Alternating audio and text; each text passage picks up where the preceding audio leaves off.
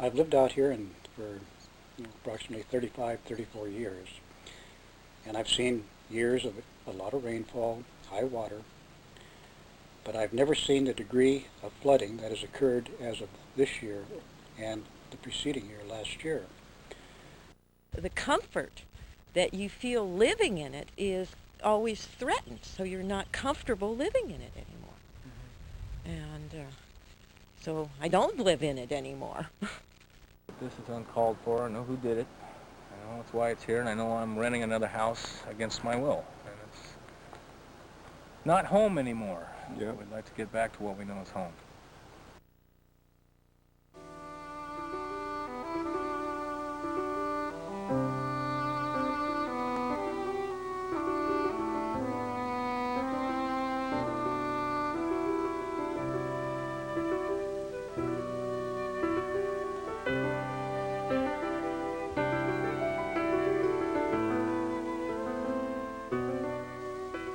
The north coast of California is blessed with a unique natural legacy. For centuries, its people have been sustained by the towering redwood forests and the salmon that spawn and swim in its creeks and rivers. The Pacific Lumber Company had been operating in Humboldt County, California for almost 60 years when A.S. Murphy took control of the company in the 1930s. PL had been run by his grandfather since 1905. Under A.S. Murphy's leadership, the Pacific Lumber Company amassed over 200,000 acres of land in Humboldt County and engaged in long-term, sustainable, community-oriented logging. A.S. Murphy's son, Woody, has said that at any given time, the company was growing more trees than they were harvesting, promising job security in perpetuity. When we first came, there were no locks and no gates on Pacific Lumber Company's property here. Now there's a gate and it's locked. No one, not even we, are allowed in without permission. And before we could ride our bikes, take our dog for a walk as far anywhere we wanted to, they knew that we wouldn't bother them. In 1985, all of that changed when Charles Hurwitz, a Texas-based businessman, and his Maxam Corporation conducted a hostile takeover of the Pacific Lumber Company. It sent a shockwave through the community. When I first moved here, Pacific Lumber, the old Pacific Lumber, was in residence. They did what appeared to be pretty safe logging practices in that we never saw them or heard from them. If we ever had a complaint, we contacted them and they were very responsive. It was local control. It was an amazingly good company. I have a background in business and they broke every business rule I knew by doing the right thing. After the takeover by Maxam, there's been a radical change in the sense of American multinational corporation has arrived and left small town ownership behind. Almost immediately after the takeover of Pacific Lumber, the Maxam Corporation began logging in Humboldt County at a frenzied pace. The company's annual rate of logging has tripled. Today, on private land in Humboldt County, there are half as many old-growth redwoods as there were just 10 years ago.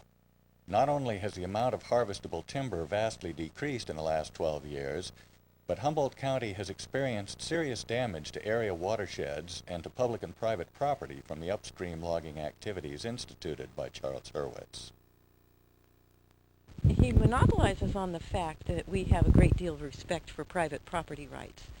And he thinks that what he does on his land is a private property issue. But it's not a private property issue only. It has a lot to do with stewardship of the land. And all of us have an interest in the land called Earth that we live on. He just happens to possess a great deal of it and think that his rate of resource extraction doesn't affect the rest of us, and that it's his private property right to be able to go ahead and do that. And some of us have come to the realization that he's impinging on our private property rights as stewards of the land downstream from him. Lumber companies must file a timber harvest plan with the state government before they can log an area of the forest. In every plan, the company must show that the plan's proposed activities even when added to all the other activities that have taken place in the area, will not lead to significant adverse cumulative impacts to the environment, and the California Department of Forestry must agree. But what are cumulative impacts? And what do these abstract words mean to the land, people's homes and property values, and the water and wildlife of Humboldt County? You know, the CDF's job is to maintain the Forest Practice Act and make sure that good logging practices, you know, are occurring. But I think in the long term, it's not being utilized or addressed in that manner. Consequently, as a result of this, the long-term cumulative effects, there's not a great deal known about it because nobody's really looking at it. The only people who really know about it are those that are suffering directly, you know, suffering from the acts itself, consequences. This house can no longer be occupied in the winter months because of the constant threat of flooding. Maxam's Pacific Lumber Company is cutting extensively on steep slopes and on active landslides, always claiming that these cuts are not likely to damage the forests and surrounding land or the streams, rivers, and homes in the watershed. One practice related to clear cutting is the extensive use of poisonous herbicides, which add to people's concerns, yet the cuts continue. The effect that it has on the people who live here and the health of the children and the families in this community. It's something that is going to have a long-term health effect on all of us here. And they will be gone and we will be left with the devastation. And I'm a resident of this valley here, of which Yager Creek is our main watershed creek through here. I've lived down here almost 20 years. And I have a lot of feelings for this area.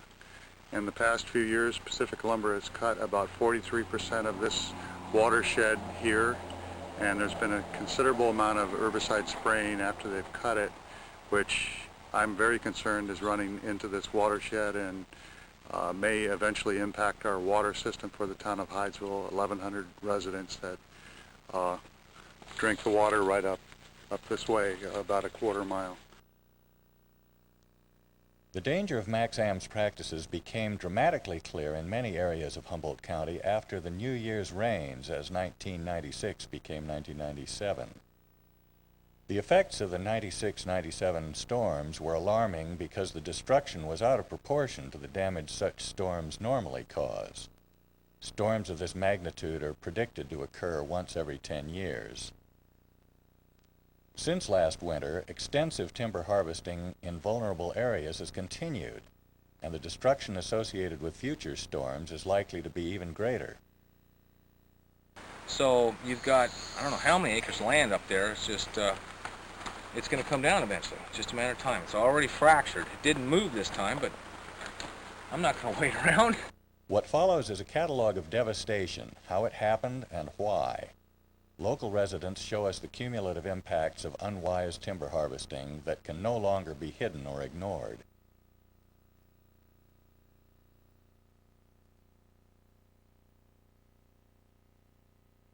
Stafford Creek is just south of Scotia. It flows into the Eel River. Mike O'Neill, a Stafford homeowner for 5 years and a lifelong Humboldt County resident, describes what happened to his community during the New Year's storms. Standing at the top of my driveway, I watched this huge basket weave dam literally explode on the right-hand side. And about a 20-foot wall of, well, it looked like molten magma, but it was cold. And it had a huge old-growth redwood stump about that size, floating on top of it. It broke loose, rounded the turn, and come right at me, just about as fast as a man could run.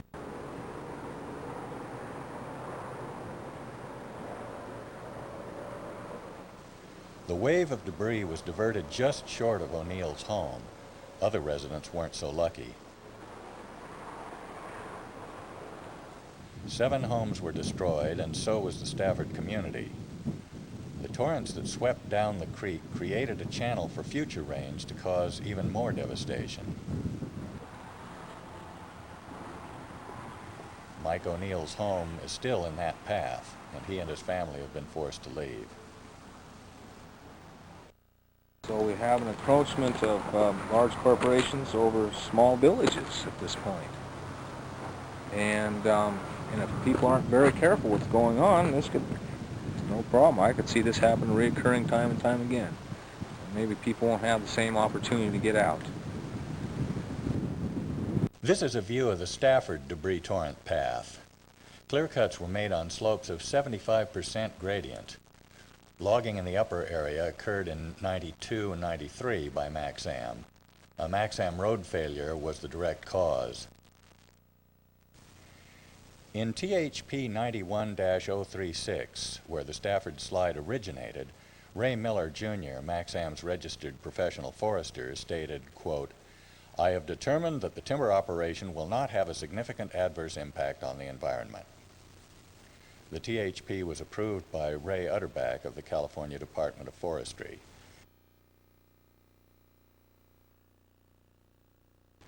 But you go up there and you chop up the mountain 2 or 3 times like they'd have up here and stripped it down to bare nothing. And the cross-cutting and the landings and the haul roads, and something like this happens, and I can't hardly see anybody walking away not knowing what the cause was. Basically, we've got a slide here, instant slide, just add water. The new THP 96-544 for Stafford is indicated here. It is the mirror image of the logging that resulted in the tragedy at Stafford. This THP also swears that there will be no adverse impact on the environment. CDF approved this harvest plan just 3 weeks after the Stafford landslide occurred.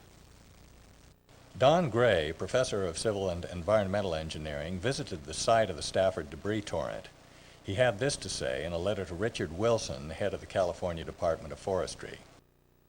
Stafford is a microcosm and harbinger of the dilemma facing timber harvesting operations in the steep drainages on the North Coast ranges. The warning signs and precursors of instability in the slides and watershed above Stafford were evident long before the December 1996 storm. What came down the hillside into Stafford is called a debris torrent. Here's a simulation of how it happens. After heavy rains, stream channels are filled with water. The disturbed hillside above gives way, sending a torrent of mud and debris down the steep stream slopes, gathering material and momentum until it enters the stream channel below. The torrent of liquefied mud and debris strips the streamside vegetation, which defines and maintains the borders of the creek. The integrity of the stream and the habitat it supports are devastated. As the weakened banks again give way, more landslides pour additional debris into the stream, continuing the cycle of destruction. I'm just a human being out here just making a go like the next guy, but this is uncalled for. I know who did it. I know that's why it's here, and I know I'm renting another house against my will. And it's not home anymore. Yeah. We'd like to get back to what we know as home.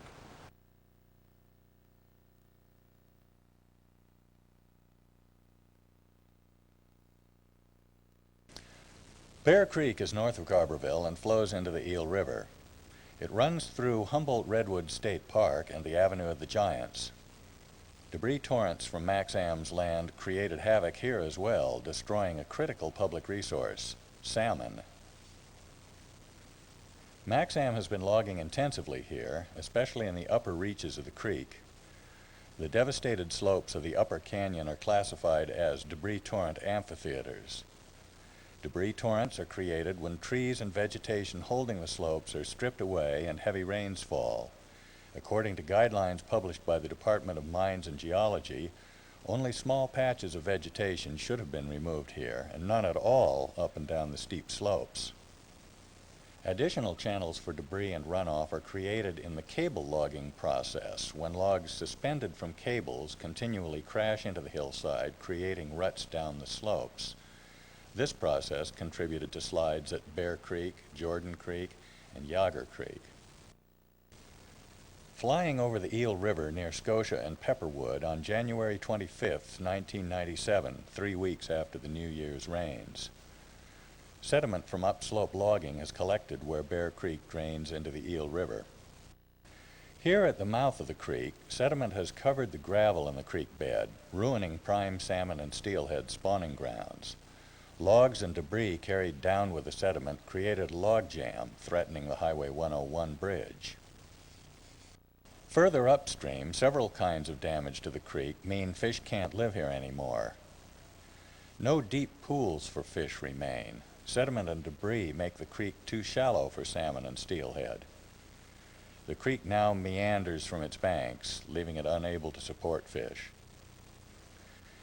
In the 1980s, a total of $125,000 was spent to improve 84 stream project sites at Bear Creek. $98,000 came from tax funds. These funds were used to repair damage to the creek caused by previous timber harvesting. Today, those efforts and expenditures have been wiped out as a consequence of more recent timber cuts, and so has Bear Creek as a viable salmon and steelhead habitat. Here, the cumulative impact of cuts on private property have greatly harmed land, water, and wildlife habitat belonging to the public in Humboldt Redwood State Park.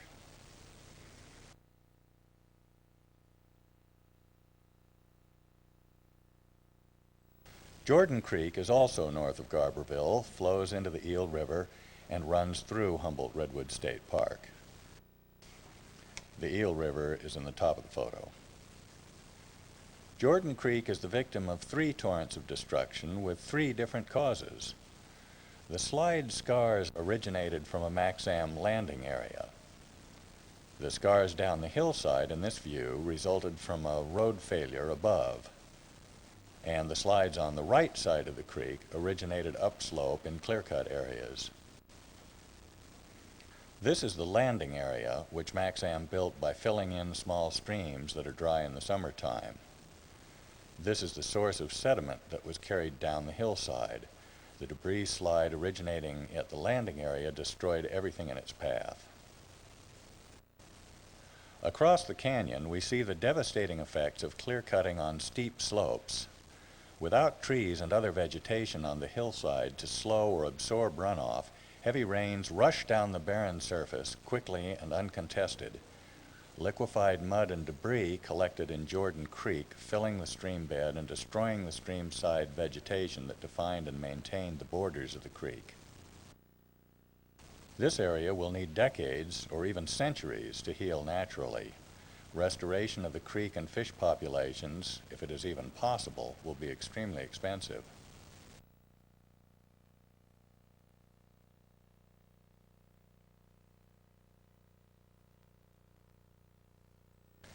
Elk River is just south of Eureka.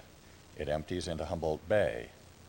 The North Fork of the Elk River watershed has had almost 10 square miles of timber harvested in the past 7 years. The rivers of this watershed have long been among the most important wild coho salmon streams left in California. Residents in the Elk River watershed rely on the river for their drinking water. The bottomlands support very old apple orchards. Kristi Wrigley is a 4th-generation resident of Elk River. Wrigley Road is named for her family, as are the Wrigley apples. It used to flood once every 10 to 20 years. Now it floods in the house once or twice a year. The comfort that you feel living in it is always threatened, so you're not comfortable living in it anymore. And so I don't live in it anymore. And I won't allow people to live in it in the winter months anymore. Ralph Kraus is a retired science teacher in the Eureka school system. He and his wife Nona have lived on Wrigley Road in Elk River for 44 years. If you have a good forest canopy and all of the duff that it leaves on the ground, plus the understory, there's a tremendous water holding capacity there that slows the runoff. If you take much of that away, there's nothing to slow that runoff. That water's going to come down, and it's just going to go rushing down the hillside and in all of the little gullies, and the little gullies become raging torrents. We're losing our soil resource. That's our resource that's not renewable at any more than maybe a couple of inches every 100 years. And we're losing just acres of, acre feet of it. This recently renovated house on Elk River is now on stilts. The recent flooding has required these defensive measures. My property rights are sacred. I can do with my land exactly as I want, as long as I don't adversely impact my neighbor or my community. Well, I don't think he cares about neighborliness. He lives in Texas, and as far as he's concerned, we're not his neighbor.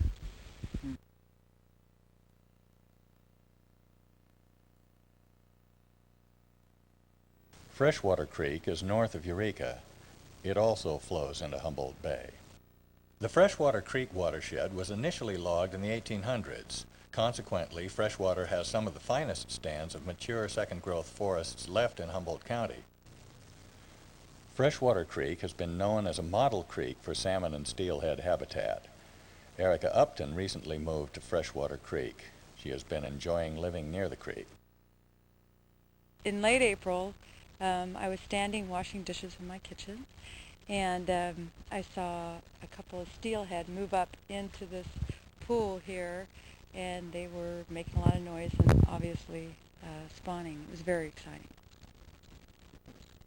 And you could hear it from your kitchen? I can hear it from my kitchen. And where's your kitchen? My kitchen's right up there. Oh. Maxam's plan for the next 120 years indicates their intention to log much of the watershed in the coming decade. I've been a landowner and timber owner, and I've done logging and harvested timber, and I've never believed in clear cutting. It is probably the most profitable way to log as far on a short-term basis. In a long-term basis, I don't think it is, because of the long-term consequences that evolve from it. The damage that goes to the habitat, the damage along the creeks to different homes and things, the cost to the people per se.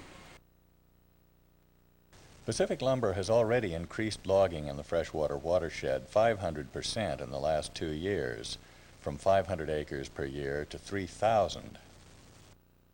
The thing is that we live in a little community. We're not really a industrial commercial zone, as to say, you know, and it feels like we definitely are treated in that respect. And we have, you know, I don't know how many trucks going up and down the road, starting at 4 o'clock in the morning.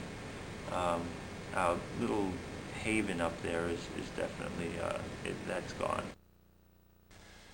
Barna and Melinna Genis have lived on Freshwater Creek for more than 10 years. They experienced severe and expensive flooding on their property in the winter of '96-'97. Where we're standing, the water came up here and was just lapping like it would on a shore of a beach. And like I said, it never came to this high in the '64 flood. Basically, we were pretty alarmed about the last 2 winters that we had after some logging operations had occurred uphill from us. We had quite a bit of sedimentation and siltation on that lower section of our property, and it cost us quite a bit of our own personal money to do the repairs on the property.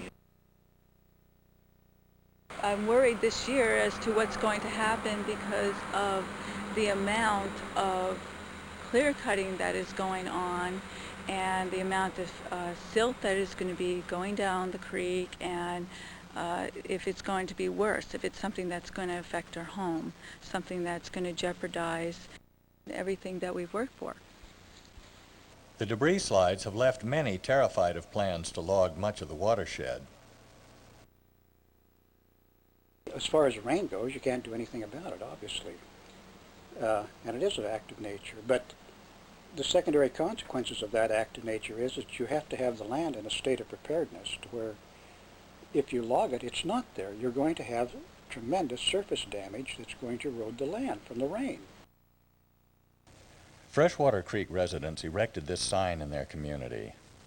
Cumulative impacts could bring a disaster like Stafford's to their homes.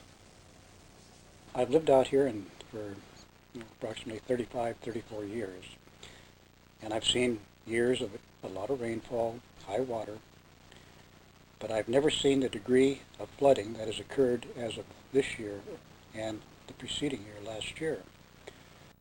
I was here during the '64 flood, and I was here prior to that, and I've seen a lot of high, water flooding, during over the period of years. But nothing like what it has been in terms of the amount of silt that's come down the streams and the debris, which has left a residual amount on the bottom of the creek. Most of the people are really not against the logging per se, but I think they're just being totally overwhelmed.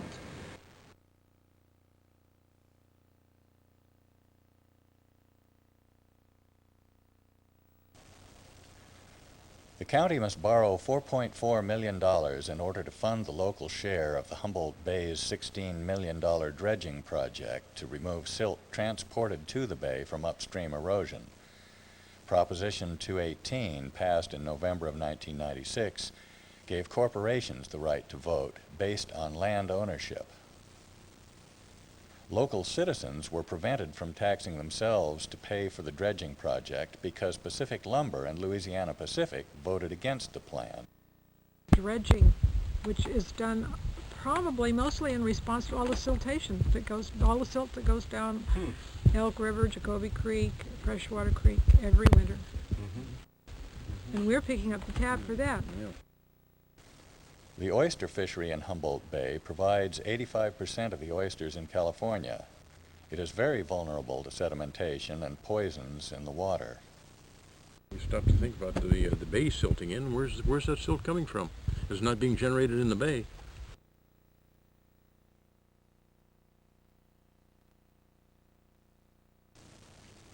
Yager Creek flows from the heart of the Headwaters Forest through Hydesville and into the Van Dusen River.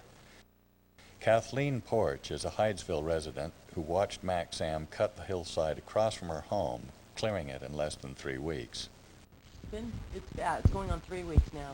I saw a little patch, and then I saw another little patch, and then within 2.5 weeks, they've wiped out that whole hillside. They've got roads. There's been tractors up there, gravel trucks taking, to build new roads. Yager Creek's right below that. And all that dirt, there's nothing to hold the dirt up there anymore. And where they've got the cables going up the hill there, when the logs get to the top, they do okay, and then they come over the ridge and they smash. And that's what's breaking that whole hillside away right there. And you could see where they were dragging them up. Hear that beep, beep, beep? That means there's a log coming. In addition to the dangers they pose for debris torrents and landslides, these massive clear cuts severely damage Yager Creek in another way. The creek needs trees along its banks to shade and cool the water. Cool water is rich in oxygen that fish need. Clear cuts have removed 96% of the shade canopy on Yager Creek, sending water temperatures into the upper 70-degree range, lethal to salmon and summer steelhead. During spawning season, this is a breeding creek, and it always has been. So we've never fished it during those times of the year. However, it is ironic that Pacific Lumber, who manages a breeding program, also does a great deal to damage the streams in which they are supposed to be maintaining for the salmon and restocking the salmon. Most of the quite a few of the CCC projects on creek restoration have failed. And one would wonder if it didn't have something to do with the practices involved in logging.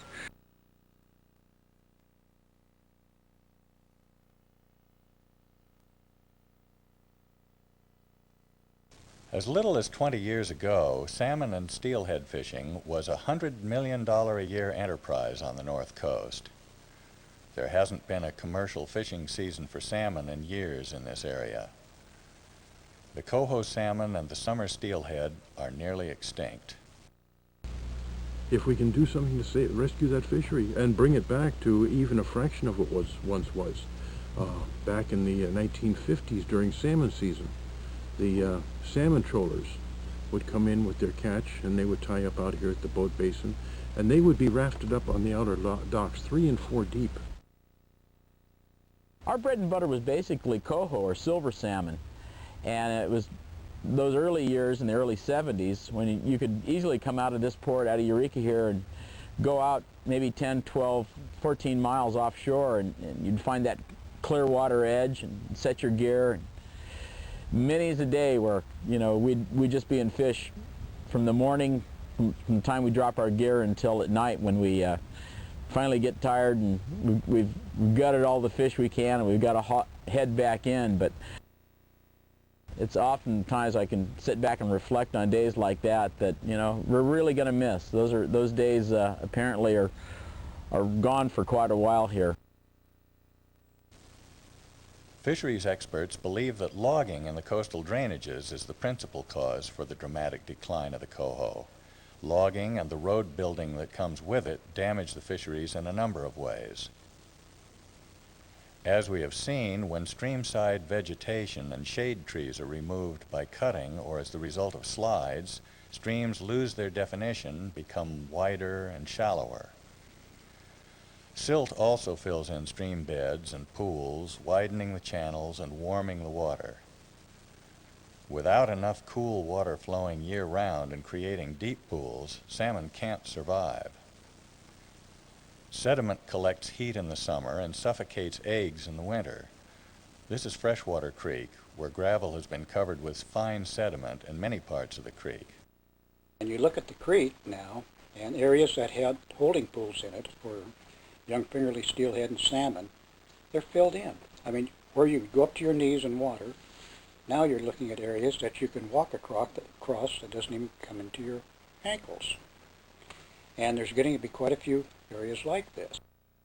These are some of the cumulative impacts which are putting our area's fisheries in jeopardy. Residents and scientists alike are concerned about these irresponsible logging practices, cutting too much, too fast, and in vulnerable places. It seems like a long way from a tall tree to a salmon's egg, but on the North Coast, that's a $100 million a year jump. I think as far as the commercial fishermen are concerned, I think we're resigned to the fact that, you know, the watersheds have been hammered for, you know, many years by our land use practices. Many people that work in the fishing industry, you know, at one time were loggers, or the families were loggers, and it's hard for them to turn around and point back at, you know, their forefathers and that maybe their brothers that are still working in that industry, and you really point a finger at them saying that they're really the problem. But you know, I think we all kind of understand that when you take a lot of logs off a hillside, that you get a lot of wash off and erosion problems that, you know, wash the mountainside down into the stream, and you know, that causes problems for salmon rearing. One industry has sacrificed another, you might say.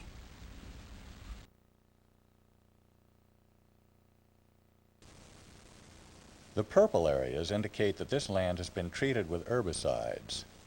Until 1994, Maxam did not use herbicides. The old Pacific Lumber Company never did. Now Maxam is the largest private user of herbicides in Humboldt County. Pesticide use reports, they were so there were so many of them, and they were so overwhelming. And you know, one was 40 acres and one was 220, but when you start figuring out what 220 acres is, it's a lot of ground. I mean, you're going to be pushed to walk around it in, you know, 3 hours. So, you know, when you read where they didn't use atrazine, they used garland, which has been their method around here more. And they'll lay down 200 gallons of garland, I mean 4 55-gallon drums, and then mix it and dilute it, put it on backpacks, and have 20 or 30 guys wander through in a line, spraying everything in front of them. It can't all disappear, you know? I mean, it's just too much stuff. And that's only Pacific Lumber. That's not Simpson or Barnum. I mean, I haven't even I couldn't handle reading their spray reports. The cumulative, you know, effect of all of it in Humboldt County's got to be staggering. Herbicides are poisons used to kill hardwoods and shrubs which compete with conifers such as redwoods and Douglas firs.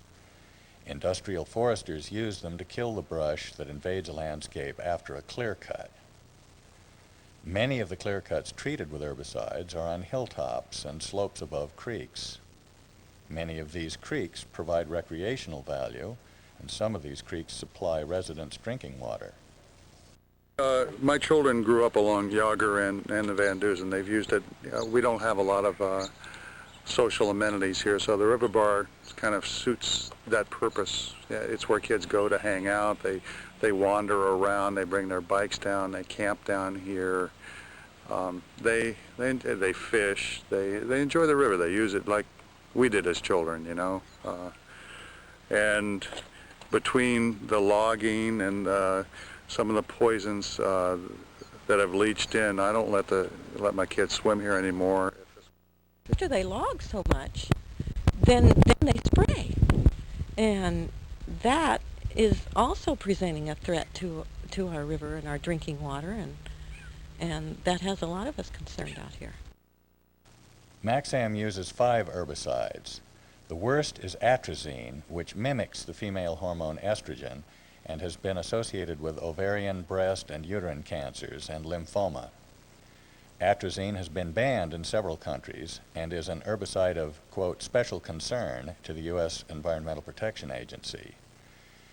Estrogen mimics have also been associated with prostate cancer, male impotence, and sterility. All of these health problems will greatly impact future generations. Scientific studies have proven that it's cancer-causing for the reproductive system and both boys and girls, and it's something that we don't know now, you know, how much exposure they're going to have, but it's something that is really alarming and scares us. When combined, estrogen-mimicking herbicides can become much more potent than when used alone. All these poisons damage beneficial plants, insects, and crops.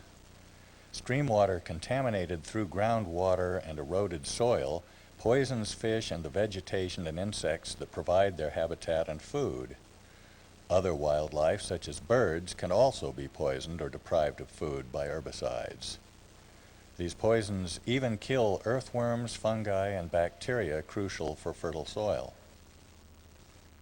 Little is really known about the complex and long-term effects of these poisons on humans and the environment, particularly in combination.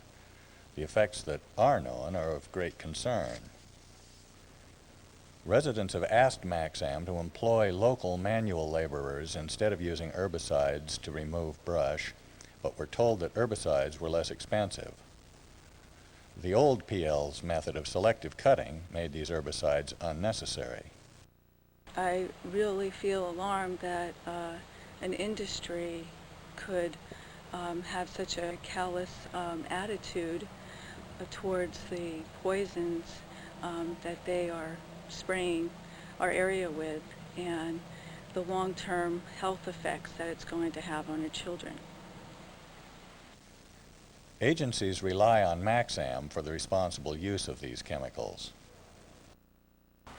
I think the only safe way to deal with clean water, at least for Hydesville, would be to stop spraying anywhere in that watershed.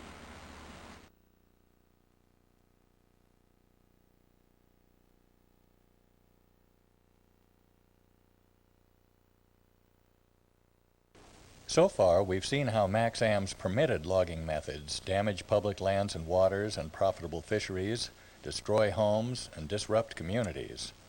But in their rush to log Humboldt County, Maxam's Pacific Lumber Company has also been accused of illegal logging practices, and in more than one case so far has been found guilty.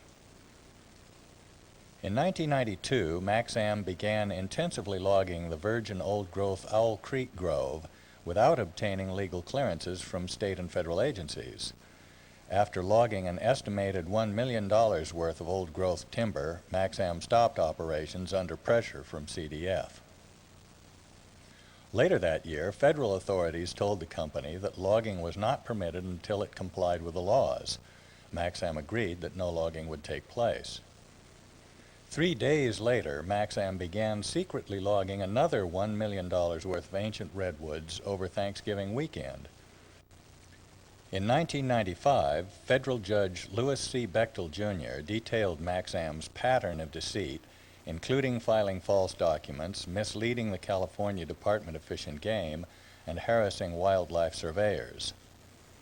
He found that Pacific Lumber administered its surveys, quote, with the intent to either avoid detecting marbled murrelets or to grossly underestimate the marbled murrelet's presence. A set of double books was discovered during the trial showing that they had even changed survey notes. Judge Bechtel concluded that Maxam violated the Federal Endangered Species Act by logging the Owl Creek Grove. In 1997, the U.S. Supreme Court upheld this decision. This is Stan Chandler, who was Pacific Lumber's premier old-growth tree faller. His father was also a tree faller for PL, and his grandfather worked in the PL mill. For 2 years, Chandler documented on video numerous acts he committed for Maxam that he claims were illegal. When he complained that Maxam's new policy of cutting lower on larger trees in order to maximize the volume of lumber was unsafe to the faller, he was fired.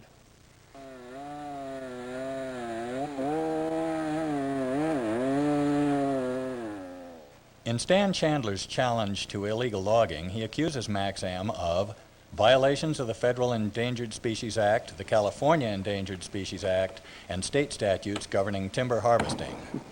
Violations of federal and state statutes by knowingly and willfully falsifying, concealing, and covering up material facts, making false and fictitious statements, and making and using false writings and documents, knowing the same to contain false and fictitious statements. Chandler awaits his day in court. In July 1997, Maxam was placed on a 1-year probation in the Humboldt County courts for multiple violations of the Forest Practice Act in Freshwater Creek. Why is Maxam cutting so much and so quickly in Humboldt County, causing destruction and in more than one proven instance violating the law? The answer begins far from the forests of the North Coast. In 1995, the Federal Office of Thrift Supervision filed charges against Maxam and its chairman, Charles Hurwitz, accusing them of playing a key role in the failure of a savings and loan bank in Texas. The OTS is seeking nearly $750 million in restitution and penalties. Maxam is already saddled with enormous debt as a result of its financial speculations in the 1980s. Right now, Pacific Lumber carries 50% of Maxam's $1.6 billion debt, yet earns only 10% of the company's revenues. This graph illustrates what has happened to Pacific Lumber since the takeover in 1985. The green line shows the volume of lumber harvested since Maxam took over PL. In the past 12 years, the volume has nearly tripled. The biggest difference between then and now was a matter of scale. We were not able to log, and probably didn't desire to log as many acres in 1 year as they do now. The blue line indicates that revenues have also gone up, though not quite as much, partly because when Maxam floods the market with redwood, the price of this valuable resource is depressed. Despite increasing revenues, the black line at the top of the graph shows that Maxam's debt has dramatically and steadily increased. With the takeover, the company's debt became more than $800 million. It decreased temporarily when Maxam sold off the cutting and welding division and other assets. It continued to decline as they paid off a small amount of the principal until they refinanced in 1993 and added more debt, again exceeding $800 million, which has hardly declined since. Pacific Lumber is paying around $90 million a year in debt service, which is mostly interest on the debt, shown by the red line at the bottom of the graph. That's more than Pacific Lumber's yearly earnings before Maxam took over. And the money's leaving the county in leaps and bounds. And Maxam's basically figured out a way to keep the company extremely deep in debt, where we're looking at approximately, well, PL used to make $40 million a year annual profits, and give or take on a given year. But they're existing right now, the way things stand, Maxam has the company in debt, and they're debt servicing a $90 million debt annually. Maxam is using Pacific Lumber and the forests of Humboldt County to generate cash to pay over $7 million a month in interest. In a decade or so, Maxam's old growth will be gone, and the productivity of Maxam's land will be seriously marginalized.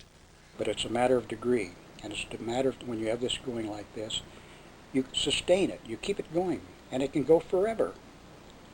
And if you don't, then the consequences are what we discussed. You're out of trees and you're out of business. But the people of Humboldt County will remain to deal with the adverse cumulative impacts to their property and the economy of the county, as well as to the creeks, rivers, and fish. Oh yeah, good fishing. Used to be good fishing. It was sort of coming back. Destroying the streams, destroying the fishery has been very expensive to the community too. Has been horribly expensive. Maxam is forced to log its lands as quickly as possible to service its enormous debt. Maxam is doing just that, and CDF permits it. It's no secret.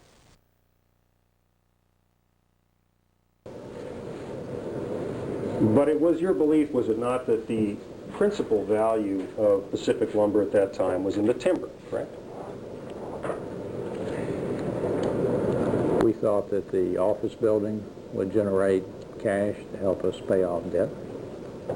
And we stated... This is Charles Hurwitz giving sworn testimony at a 1994 deposition for a securities fraud lawsuit relating to the takeover of the Pacific Lumber Company. We stated in our documents that the timber operations we intended to keep intact, even though I think it's stated that from time to time we may sell certain pieces.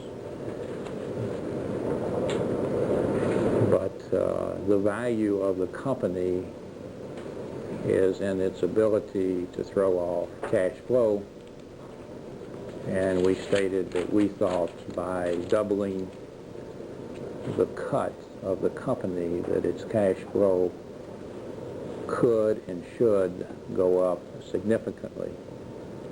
So this was a significant change in the way the company had been operated in order to pay off and service its debt. So it was a big change for the timber operations of the company. And that's the way we looked at it. Could it service its debt? At the time that you acquired it, it didn't have much debt, did it? That's correct. So the debt that you're talking about servicing is the debt that was placed on the company by virtue of its acquisition by Maxam, correct? That's correct. And that included some senior debt to a consortium of banks headed by Irving Trust Company, correct? Yes. And also some high-yield debt which was issued through Drexel, right? That's correct.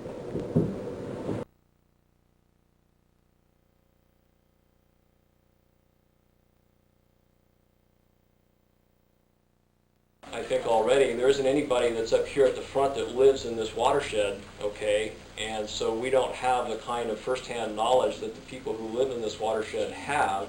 Their personal experiences, particularly when you talk to people that go back 35 years and so forth and can say that I was here in 1964 and it wasn't like what we're seeing the last 2 years, okay?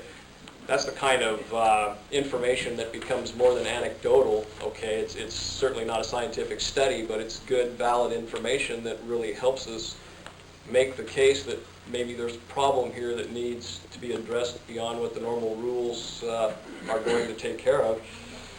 And I hope I can get a copy of that tape, as a matter of fact, because I think, there was a lot of very poignant testimony here that would be of value to some other folks involved in the process at levels other than the local level. And basically, it's the kind of information that you're talking about here that's going to determine where that threshold is. And we would have been a lot happier, as I'm sure you would have, if the Board of Forestry had adopted a methodology that was more objective and easier to calculate.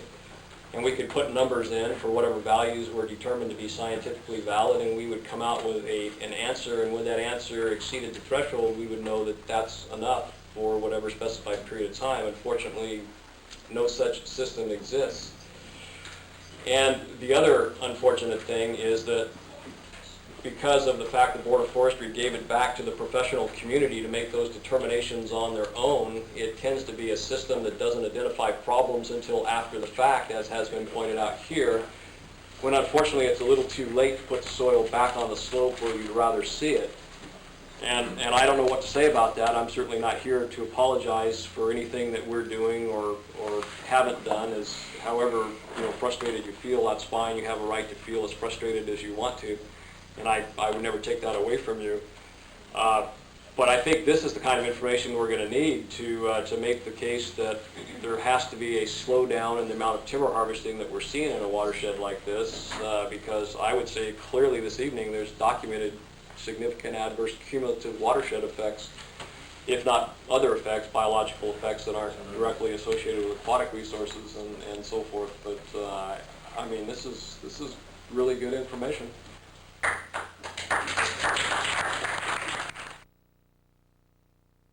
It's a situation where when you know you're right, no matter what people say to you, you stand up tougher, harder. The wind blows hard, you just stand up stronger to it.